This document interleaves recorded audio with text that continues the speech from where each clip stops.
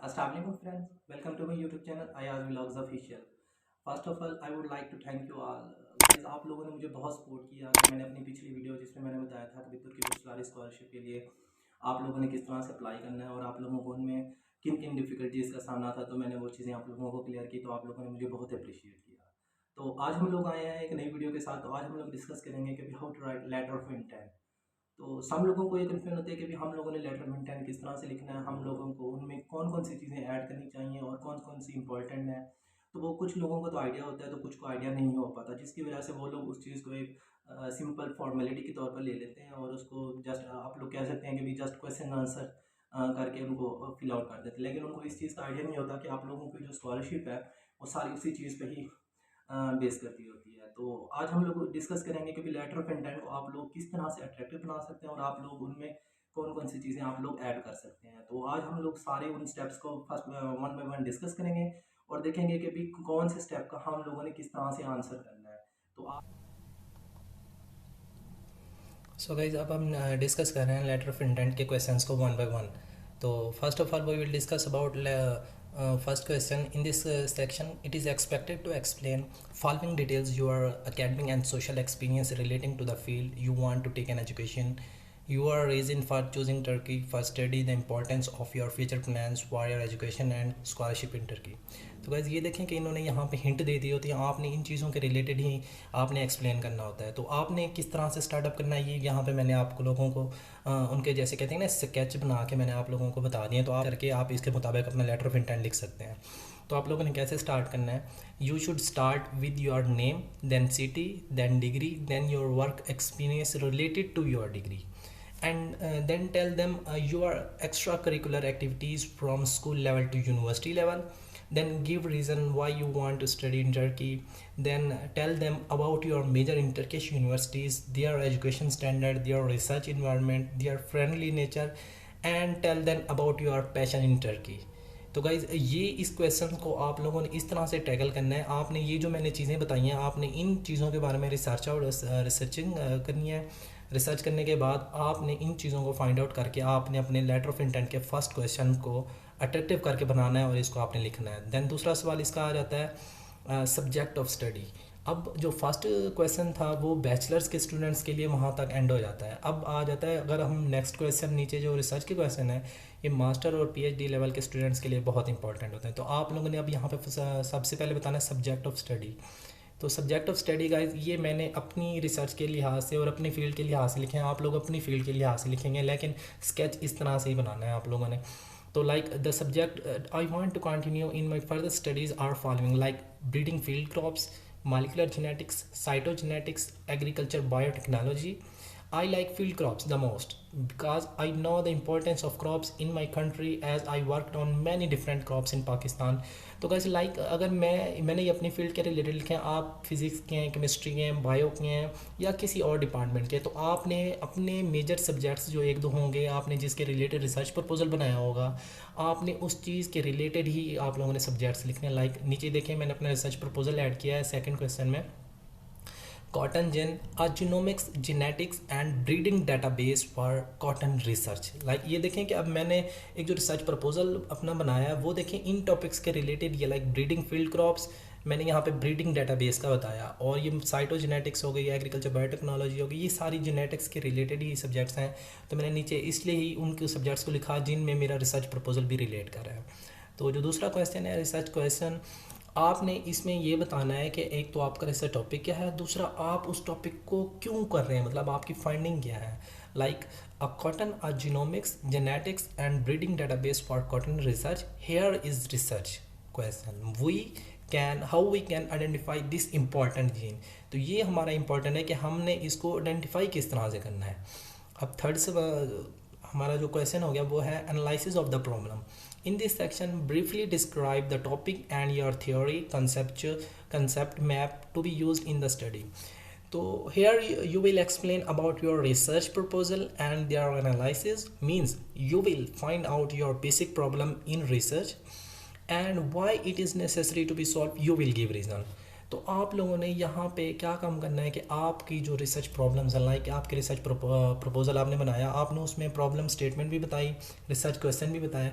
अब आपने ये देखना है कि मेरी इस रिसर्च में प्रॉब्लम्स क्या आ रही हैं, मतलब मैं ये रिसर्च क्यों करना चाह रही हूँ। आपने उस प्रॉब्लम को डिस्कस करना है जो आपने रिसर्च क्वेश्चन में भी बताया कि मैं प्रॉब्लम ये है कि मैंने जीन को आइडेंटिफाई करना है, मुझे नहीं पता जीन कौन सा है, मैंने जीन को आइडेंटिफाई करना है। तो लाइक उसके लिहाज से आपने एक प्रॉब्लम लेनी है, देन आपने जस्ट उस प्रॉब्लम को ही डिस्कस करना है कि आपकी बेसिक प्रॉब्लम क्या है, उसको क्यों ज़रूरी है सॉल्व करना, और आप ही क्यों उसको सॉल्व करना चाहते हैं, वो आपने एक रीज़न बताना है यहाँ पे। अब हमारा जो 4 क्वेश्चन हो गया वो है research method, like give information about the academic research method you intend to use in this study, for example depth interviews, observation surveys, experiments। अब उन्होंने आपको हिंट बता दिया कि आपने क्या क्या चीज़ें करनी है और आप कैसे रिसर्च करेंगे। तो हमने उनको बताना है कि माई academic research method will be following, as I think these steps or methods are necessary for making a good research proposal. Like the research will help both of the countries and it need to be done with accuracy. Article content, first point, abstract, introduction, genomic selection method, simulation results, theoretical studies, empirical studies, future research findings and then last references. तो guys ये थे मेरी research के question, मेरी research का एक structure था। आप लोगों ने अपनी रिसर्च जो आपने रिसर्च प्रपोजल बनाया है, आप उसमें देखेंगे कि आपने जैसे मैंने यहाँ पे लिखा हुआ है इंट्रोडक्शन के बाद genomic selection methods, simulation results हो गए, थ्योरेटिकल स्टडीज़ हो गई, तो आप देखें कि आपने उनमें कौन कौन सी हेडिंग्स ऐड की हैं। तो आप एक प्रॉपर एक स्ट्रक्चर के थ्रू आपने वो चीज़ें ये यहाँ पे लिखनी है। तो ये क्वेश्चन को आपने इतने तक ही लिखना है जितना मैंने लिखा हुआ है, मैंने भी सेम इतना ही लिखा था। तो ये आपने ऐसे ही, मैं एक एज ए सैम्पल बता रहा हूँ, आपने भी ऐसे ही लिखना है। अब क्वेश्चन नंबर 5 हो जाता है preliminary answer to the question, research question. तो आपने यहाँ पे क्या चीज़ बतानी है कि here you will explain why your research is important to be conducted and whom and how you will solve the research problem, what will you find out. तो अब हमने यहाँ पे क्या चीज़ बतानी है कि आपका जो ऊपर वाला रिसर्च क्वेश्चन था, लाइक के how to identify important gene, जो मेरा क्वेश्चन था, आपने यहाँ पे बताना है कि जो आपका वो जो रिसर्च क्वेश्चन था वो क्यों इम्पॉर्टेंट था, आपने उसको क्यों आपने मतलब रिसर्च करनी है और आपने उसको किस तरह से सॉल्व करना है। तो आपने यहाँ पे अब मेथड्स को डिस्कस करनी है कि आप कौन कौन सा मेथड यूज़, प्रॉब्लम कौन सी थी, वो क्यों ज़रूरी थी, अब आपने उसको किस तरह से सॉल्व करना है। आपने जो हेडिंग्स होंगी वो आपने नहीं देनी, लेकिन आपने मेथड्स के जो कुछ के नाम होंगे उन मेथड्स को यूज़ करके आप बताएंगे कि मैं ये करके मैं इन चीज़ों को इस तरह से, मैं इसका मतलब जो रिसर्च क्वेश्चन है ना, आपने इस चीज़ों को, मैं प्रॉब्लम को सॉल्व करूँगी। तो इस तरह से आपने इस research preliminary answer of the research का आपने इस तरह से आंसर करना है। देन आ जाता है छठा सवाल, academic contribution of the study. अब आपने यहाँ पे एकेडमिक कंट्रीब्यूशन बतानी है कि explain how this field will contribute to your academic field, like here you will explain about academic contribution to the study, like how your research will be contributed in your academic status. You will tell them what will be the benefits of your research, why are you eligible for this research. You will explain your research skills, you will assure them you are brilliant for this research, and after conducting this research how this will be beneficial for Turkey and Pakistan both. तो guys आपने यहाँ पे आप अपने research proposal की आप like कह सकते हैं कि आपने यहाँ पे इम्पोर्टेंस बतानी है। आप ये भी बता सकते हैं उनको कि आप इस पेपर पे रिसर्च करके आप इसको अच्छे इम्पैक्ट फैक्टर में पब्लिश कराओगे। ये जो रिसर्च है पाकिस्तान के लिए भी और टर्की के लिए बहुत बेनिफिशियल है, क्योंकि आजकल इस चीज़ का मतलब आप बता सकते हैं कि भी ये रिसेंट रिसर्च जा रही है, इसमें ये पहले गैप से साइंटिस्ट ने ये काम किया, मैं इस पर ये करूँगी। देन आपने उस रिसर्च की इम्पोर्टेंस को आप लोगों ने कह सकते हैं कि एक्सप्लोर करना है, उनको मोटिवेट करना है कि यार वाकई ये रिसर्च ज़रूरी है और इस रिसर्च को आप ही कर सकते हैं और आपके अंदर ये स्किल्स हैं। आपने अपनी स्किल्स को बताना है, आपने अपनी चीज़ें बतानी है कि भाई मैंने ऐसे ऐसे लैब वर्क किया हुआ है, ये मेरे पास चीज़ें हैं और मैं समझता हूँ कि इन चीज़ों के बेस पे मैं ये रिसर्च कंडक्ट कर सकता हूँ। तो देन अब आ जाता है लिटरेचर रिव्यू। लिटरेचर रिव्यू क्या होता है कि जो लिटरेचर रिव्यू होता है, अब आपने अगर मैंने यहाँ पे उनका स्ट्रक्चर भी बताया था, अगर आप भी स्ट्रक्चर बता सकते हैं तो वेल एंड गुड, नहीं तो आप डायरेक्टली उसका लिटरेचर रिव्यू आप स्टार्ट कर सकते हैं। तो लाइक मैंने लिखा था कि structure for review, literature review is following: search for relevant literature, second evaluate sources, third identify themes, databases and gaps. Outline the structure, like a fifth step, write your literature review. After writing these lines you will explain your research proposal, like literature review which you already made.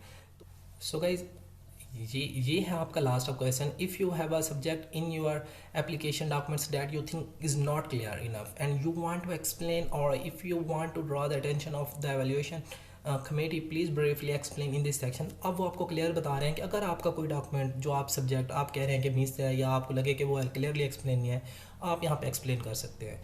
तो guys, in this last question you will write about your missing things or any other things which you think you are not clearly explained, and I will suggest you to write your important achievements here. You should try to attract them. आप यहाँ पे वो सब चीज़ें लिख सकते हैं कि आपने अगर अपनी लाइफ में अगर आप गोल्ड मेडलिस्ट हैं, आप उनको ये बताएं आपने कोई लेबोरेटरी वर्क किया हुआ है, आपने कोई रिसर्च स्किल्स किए हुए हैं, कोई इंटर्नशिप्स किए हुए हैं, आप उनको। अब ये लास्ट पार्ट आपके हाथ में कि अब आपके पास जितनी भी एक्स्ट्रा करिकुलर एक्टिविटीज़ का आपको लगे कि जो आपकी एजुकेशन रिलेटेड है और आपको लगे कि वो चीज़ बाकियों से यूनिक है और आप उसमें आप कह सकते हैं कि भी बेटर है बाकियों से, तो आपने वो चीज़ यहाँ पे हाईलाइट करनी है, उनको बताना है अपनी अचीवमेंट्स के बारे में और उनसे ये भी कहना है कि भी मैं अगर यहाँ पे सिलेक्ट होता हूँ स्कॉलरशिप में मैं बेटर परफॉर्म कर सकता हूँ एज़ कम्पेयर टू अदर्स।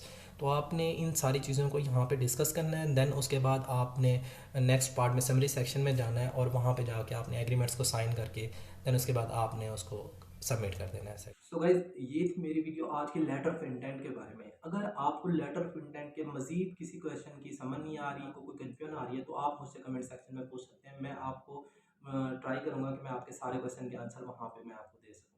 तो गाइज, अगर आपको मेरी ये वीडियो अच्छी लगी तो मेरे चैनल को लाइक और सब्सक्राइब कर दें, साथ घंटे के बेल आइकन को भी प्रेस कर दें। मैं फर्दर मजीद और स्कॉलरशिप्स हैं, लाइक इंडोनेशिया की KNB स्कॉलरशिप होगी, चाइना की CSC स्कॉलरशिप होगी। मैंने मजीद उनके ऊपर भी मैंने अपनी वीडियोस बनानी है कि आप KNB स्कॉलरशिप पे किस तरह से अप्लाई कर सकते हैं, और आपने CSC स्कॉलरशिप पे अप्लाई करने के लिए आप सुपरवाइज़र से एक्सेप्टेंस लेटर कैसे ले सकते हैं, आपने वहाँ पे कैसे अप्लाई करना है, वहाँ पे आपने किन किन चीज़ों को फेस कर मतलब डिफ़िकल्टीज़ हैं आपने उनको किस तरह से टैकल करना है। तो मैंने उन चीज़ों के बारे में भी आपको फर्दर बताना है, और साथ ही मैंने अपने टर्की का इंटरव्यू एक्सपीरियंस के बारे में भी मैंने इन वीडियोज़ में फर्दर मैंने आने वाली वीडियोज़ में मैंने आपको और काफ़ी इन्फॉर्मेटिव चीज़ें मैंने आप लोगों के साथ शेयर करनी है। तो अगर आप लोग यहाँ पे नए हैं तो मेरे चैनल को लाइक और सब्सक्राइब कर दें ताकि मेरी हर आने वाली वीडियो आप लोगों के पास पहुँच जाए। तो गाइज़, ये थी मेरी आज की वीडियो। मिलते हैं नेक्स्ट वीडियो आने वाली वीडियो के साथ, तब तक के लिए अल्लाह हाफ़िज़।